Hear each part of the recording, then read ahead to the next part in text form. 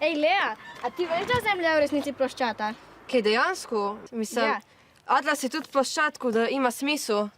To moramo zdaj vsem povedati. Sem že slišal kakšne teorije zarote. Da Hitlerja, da se je kao preselil v Ameriko, da še zmer živi. Da je Zemlja ravna. Zemlja je ploščata!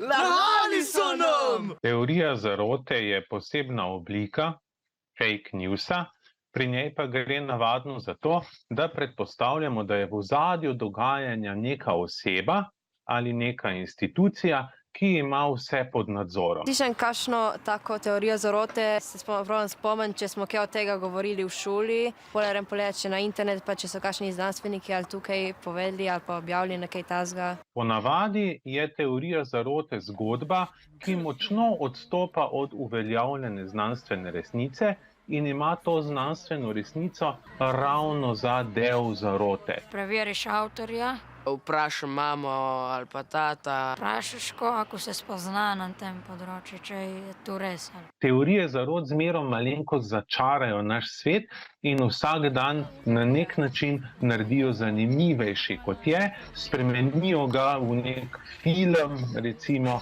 ali v neko napeto zgodbo, kjer mi živimo kot tisti junaki. A ja, zato so pol podplati ravni.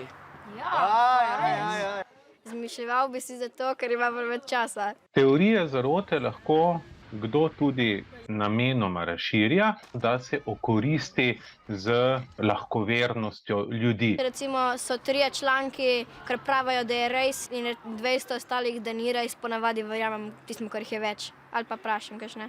Seveda mi vemo, da je Zemlja okrogla. Pa ne zaupajte teorijam zarote.